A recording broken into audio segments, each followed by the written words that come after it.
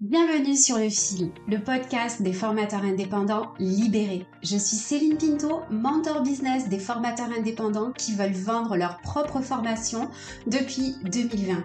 Et à travers ce podcast, je te livre les meilleures stratégies pour développer ton activité en vendant tes propres formations. Chaque vendredi, je te propose à travers ce podcast de poser un autre regard sur ton activité de formation. Je te propose de laisser ta casquette de formateur au placard et de coiffer ta couronne d'entrepreneur sur ta tête. Sur Le Fil, on va s'intéresser au business de la formation, on va parler de marketing, de communication, de vente, mais aussi d'andragogie et bien sûr de Calliope. À travers ce podcast, tu vas découvrir comment te construire une activité de formation qui te ressemble et qui coche tes 3V, ta vie, ta vision, tes valeurs. On va aussi partir un peu plus haut dans les méandres de ta puissance personnelle et de ton état d'esprit parce que je crois que toutes les stratégies fonctionnent beaucoup mieux quand ton esprit est plus fort. Alors si tu es prêt à devenir un formateur indépendant libéré, on démarre tout de suite avec l'épisode du jour. Salut, j'espère que tu vas bien. On se retrouve aujourd'hui pour le 3e épisode et dans cet épisode, on va parler de minimalisme dans son business et de régime alimentaire. Pourquoi je vais te parler de tout ça? Parce qu'en fait, c'est mon régime alimentaire qui m'a permis d'avoir une prise de conscience assez forte sur mon business, qui m'a permis de comprendre vraiment que je faisais des choses qui n'allaient pas dans mon activité et qui plombaient vraiment mes résultats. Et depuis que j'ai changé ma façon de travailler, mes résultats ont explosé.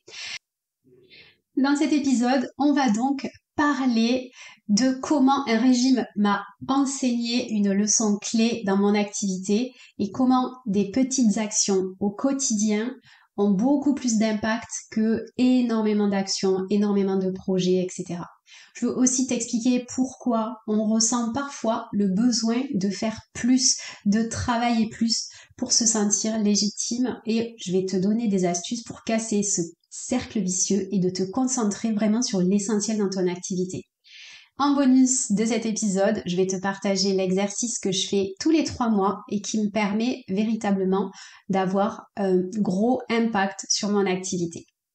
C'est parti pour la première partie.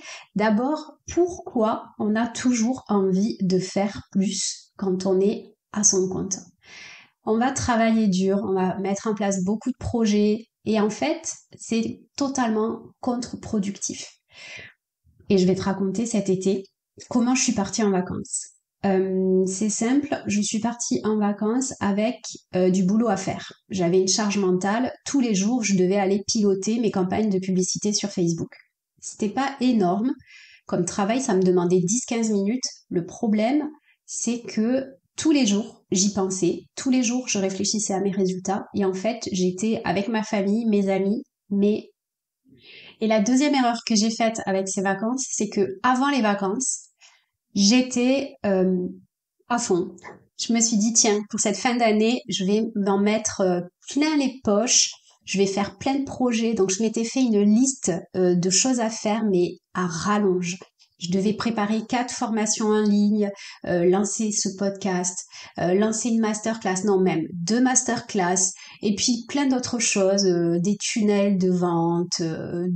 Bon, je m'étais mis, je crois que c'était 8 projets différents à réaliser avant la fin de l'année. Donc ça, plus des vacances pas du tout reposantes, je suis arrivée à ma rentrée complètement épuisée. Au bout de 3 jours, je faisais des insomnies, j'étais hyper stressée, c'était terrible pour moi, je me sentais vraiment pas bien. Pourquoi j'ai fait ça en fait? Parce que je dois t'avouer que cette année 2024, elle a été challengeante au niveau du business. J'ai beaucoup passé de temps à chercher ce qui fonctionnait pas dans mon activité et pourquoi j'avais pas autant de résultats. Donc, je me disais, si tu veux des résultats, ma vieille, faut bosser plus, faut faire plus de choses, faut travailler beaucoup plus. Donc, naturellement, je me suis mis toutes ces choses-là en tête. Sauf que le problème, c'est que quand je suis arrivée de vacances en septembre, j'étais complètement naze, j'y voyais plus clair. Dans ma tête, c'était le brouillard. Et puis, en parallèle de ça, au mois de juillet, j'ai démarré un régime alimentaire. Et ce régime alimentaire, ça a été véritablement une révélation. Donc, je me suis fait accompagner par une diététicienne et c'est simple. Elle me disait, tous les jours, tu dois manger ou tu dois faire la même chose. Tu dois construire tes repas de la même manière. C'était hyper simple. Le matin, le midi, le thé, le soir, je savais exactement ce que j'avais à faire et j'avais rien à réfléchir parce que je savais exactement ce que je devais faire. Le seul truc, c'est qu'il fallait que j'ai dans mon frigo les bons aliments. Tu vois, c'était juste une organisation. Le truc, c'est qu'en fait, ce qui se passait, c'est que toutes les 15 jours, quand je retournais la voir, je perdais du poids, et tous les jours, je faisais ce qu'il y avait à faire. Mais juste ce qu'il y avait à faire. Pas plus, pas moins, simplement ce qu'il fallait faire. Hyper simple. Et là, j'ai commencé à voir les kilos s'envoler. Et avec les kilos qui s'envolaient, j'ai commencé à prendre conscience que pour obtenir des résultats puissants, parce que ça faisait longtemps que je voulais mincir, j'y arrivais pas, c'était terrible. En fait, simplement faire ce qu'il faut faire, un petit peu tous les jours, c'est ce qui te permet d'avoir des gros résultats. Alors ça paraît bête comme ça pour les gens qui ont compris ça, mais quand t'as pas compris ça dans ton business, tu vas beaucoup t'épuiser à faire des choses, à créer des projets, à lancer des trucs, etc. plutôt que de te préoccuper de ce que tu dois vraiment faire pour ton business et de le faire tous les jours. Tu vois, par exemple, la vente, c'est quelque chose qu'il faut faire tous les jours. Il faut y travailler tous les jours, prospecter tous les jours, poster tous les jours. C'est pas si compliqué quand on sait comment s'y prendre. Par contre, il faut le faire tout le temps. Et c'est ça qui fait les gros résultats en réalité. Quand tu as compris ça dans ton activité, ben, tu vas te rendre compte qu'il y a peut-être 70% des choses que tu fais qui n'ont pas d'impact direct sur ton business et sur l'atteinte de tes objectifs. Et c'est ça la prise de conscience que j'ai eue cet été, c'est que j'ai pas besoin de travailler plus pour avoir des gros résultats. J'ai surtout besoin de travailler mieux, de me pencher sur les vraies actions qui vont avoir de l'impact sur mon activité. Quand tu as compris ça, il y a beaucoup de choses qui vont changer dans ton business et maintenant je vais te donner des actions que tu peux mettre en place de manière assez simple pour atteindre tes objectifs. Et donc d'abord, ce qu'il faut savoir, c'est que ce n'est pas la quantité de travail que tu fais, mais la qualité et l'impact des actions que tu choisis de mettre en place qui va compter. À la fin de l'été, quand je me suis retrouvée épuisée au bout de 3 jours, ce que j'ai fait, c'est que j'ai repris ma to-do list avec tous mes projets, mes 8 projets, et j'ai supprimé, j'en ai gardé 3. J'ai gardé 3 projets. Premier projet, augmenter les prix de mon accompagnement premium. Ça, c'est plutôt un travail dans sa tête. On en parlera plus tard. Deuxième projet, lancer et organiser des masterclass pour vendre ma formation. Et le troisième projet, ça c'est mon projet chouchou, c'est lancer ce podcast. Parce que je le priorise jamais, ce projet de podcast. J'en ai très envie depuis hyper longtemps, mais je le fais pas parce que j'ai trop de choses à faire autour de ça. La première chose que j'ai faite à la rentrée quand je me suis sentie épuisée, c'est de me poser sur mes objectifs, mes vrais objectifs, donc développer mon activité et mes priorités. J'ai choisi ces 3 projets prioritaires en me disant que c'était impossible de ne pas le faire. Et j'ai viré les 6 ou 7 autres projets que j'avais qui, je savais, n'allaient pas me nourrir et surtout n'allaient pas me permettre d'atteindre mes résultats. L'autre chose aussi, c'est que je les ai temporisés, ces projets. Je me suis dit, ok, d'abord tu vas augmenter tes prix, ensuite tu vas travailler sur la masterclass et ensuite tu vas travailler sur le podcast. C'était prévu pour novembre. Écoute, on est en décembre, j'ai pas encore fini le podcast, mais tu vois, je suis en train d'enregistrer présentement cet épisode. Avec ces 3 projets, pour moi assez facile à intégrer dans mon planning, j'avais tous les jours des choses à faire pour faire avancer mon projet. Des fois, j'ai dû organiser des sessions de journée complète, des sessions de travail de une journée pour pouvoir faire ce que j'avais à faire. Des fois, je pouvais y passer très peu de temps quand j'avais pas beaucoup de temps pour le faire. Mais ce qui est sûr, c'est que chaque jour, je savais quelles étaient les tâches que je devais faire et j'étais focus seulement sur ces 3 projets. Et d'ailleurs, le podcast, tant que je n'avais pas fini ma masterclass, par exemple, je me suis dit, je vais pas encore m'en occuper. Je le ferai vraiment quand j'aurai fini la masterclass. Ok ?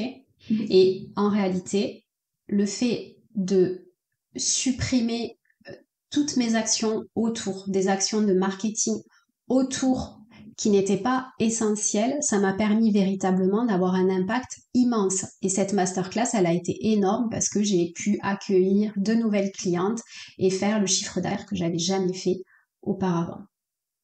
Ça m'a demandé de faire un choix. Clairement, je me suis dit, il y a des choses que tu vas pas pouvoir faire et que tu vas pas mettre en place, tout simplement. Donc j'ai dû dire non à certains projets que j'avais ou des opportunités que j'avais. Mais en fait, c'est ok parce que finalement, j'ai eu beaucoup plus d'impact dans mes actions. J'espère que ça va t'inspirer pour faire du vide dans tes projets, de te fixer sur tes priorités. Et puis, j'ai envie de te parler de cet outil que j'utilise, c'est le plan à 90 jours qui me permet de fixer mes objectifs sur les 3 prochains mois. Ça fait un moment que j'utilise cet outil-là. Le seul truc, c'est que je mettais beaucoup trop de choses dans ces 3 mois, ces shifts de 3 mois, et qu'il a fallu que je réduise largement le nombre de projets. Pourquoi on va faire un plan à 90 jours, donc 3 mois, des shifts de 3 mois? Tout simplement parce que à 90 jours, tu as le temps de monter un projet assez gros, ou plusieurs projets assez gros, de voir les effets sur le projet. C'est-à-dire, par exemple, il m'a fallu 6 semaines pour monter une masterclass. Ça rentre typiquement dans les 3 mois. Et je suis capable de dire, j'ai commencé, j'ai fait le projet et je l'ai terminé. Donc le but, c'est d'avoir des projets qui vont te prendre moins de 3 mois pour pouvoir atteindre tes résultats. Alors après, si tu as des très gros projets qui vont te prendre beaucoup de temps, donc 6 mois, 1 an, là, l'idée, c'est véritablement de découper. Ok ? Les objectifs, on va les découper. Pour commencer à travailler sur ton plan à 90 jours, tu vas d'abord te fixer un objectif à 12 mois. Donc, quel est l'objectif que tu veux atteindre dans 1 an ? Donc, ça peut être augmenter ton chiffre d'affaires de 30% avec telle offre. Ok ? Donc ça, tu vas le noter sur ton carnet. Et ensuite, tu vas découper cet objectif annuel en projets. Donc, pour réaliser une augmentation de ton chiffre d'affaires, tu dois avoir des offres, vendre tes offres. Peut-être tu dois mettre en place un canal d'acquisition, peut-être que tu dois être présent sur les réseaux sociaux, peut-être que tu dois voir des gens au quotidien, etc. Donc tu vas lister vraiment tout ce qui va te permettre d'être à tes résultats à la fin de ces 12 mois. L'idée, là, c'est que tu vas devoir définir pour les 3 prochains mois, parmi tous ces projets que tu as déterminés, quels sont les projets prioritaires pour atteindre cet objectif. Admettons, tu vends grâce à des masterclass, je reprends cet exemple, eh bien, ton projet, ça va être de organiser une masterclass, tout simplement. Un deuxième projet, organiser de la production de contenu sur LinkedIn pour avoir plus d'opportunités commerciales. Ça, c'est un autre projet. Et puis après, ça peut être retravailler tes offres. Alors ça, pour le coup, c'est en priorité 1 si tu dois retravailler tes offres. Donc tu prends 3 projets, 2 ou 3, pas plus. Moi, je te déconseille de faire plus. Et si tu as d'autres projets, c'est de te dire, attends, est-ce qu'ils sont vraiment prioritaires? Est-ce que je dois les faire dans les 3 mois qui viennent? Ou est-ce que ça peut attendre un peu plus tard? Et quand tu fais ça, tu vas savoir qu'est-ce que tu dois faire maintenant et dans les 90 jours qui arrivent. Et ensuite, il faut redécouper. Donc tu vas prendre chacun de ces 3 projets, on va dire que tu en as pris 3, et tu vas les découper en tâches quotidiennes, en actions quotidiennes à réaliser. Donc un projet, il se découpe. Donc je ne sais pas, pour organiser une masterclass, il faut envoyer des emails, il faut préparer le diaporama, il faut communiquer. Voilà, donc tout ça, tu vas le mettre tous les jours, bien ordonné. Donc là, après, il y a de la gestion de projet qui arrive, il faut faire les choses dans le bon ordre pour que tu saches exactement ce que tu dois faire tous les jours. Au bout des 3 mois, et même pendant ce temps, c'est bien de faire un point de là où tu en es. Est-ce que tu es OK sur tes dates que tu t'étais fixées, les dates de lancement? Est-ce que tu as pris du retard? Est-ce que ça avance comme tu veux? Est-ce que tu as besoin d'aide, etc. pour que tu puisses recalibrer. Et ça, c'est bien de le faire de manière régulière durant ces 3 mois et à la fin du shift de 3 mois. L'autre chose qu'il faut faire aussi, c'est recommencer ce travail tous les 3 mois. Donc ton objectif annuel à 12 mois, tu vas vérifier comment ça se passe pour toi. Est-ce que tu atteins tes résultats petit à petit? Au bout de 3 mois, tu te demandes si ce que tu as déjà mis en place fonctionne et a un impact sur tes résultats. Et tu revois tes projets à 3 mois prioritaires pour continuer d'atteindre tes objectifs. Personnellement, je trouve que c'est hyper puissant de travailler comme ça parce que 3 mois, c'est ni trop long ni trop court. Tu as vraiment cette capacité de voir les résultats de tes actions et c'est assez satisfaisant. Personnellement, j'ai un petit tableau blanc juste à côté de moi et je vais vraiment noter ces 3 projets prioritaires pour les avoir toujours en ligne de mire et pour savoir précisément qu'est-ce que je dois faire tous les jours. On arrive à la fin de cet épisode. Et tout ça pour te dire que ce qui compte, c'est les actions que tu fais chaque jour. Et encore plus que les actions que tu fais chaque jour, c'est quelles sont les actions que tu choisis de faire parce qu'elles auront un impact sur ton activité. Si cet épisode t'a plu, n'hésite pas à m'envoyer un petit message sur LinkedIn pour me parler des petites actions que tu as choisi d'enlever ou de réaliser dans ton business. Et pour t'aider à développer ton activité, je te propose de découvrir également en description de cet épisode mon accompagnement Being qui apprend à structurer ton activité et avancer sereinement vers tes objectifs.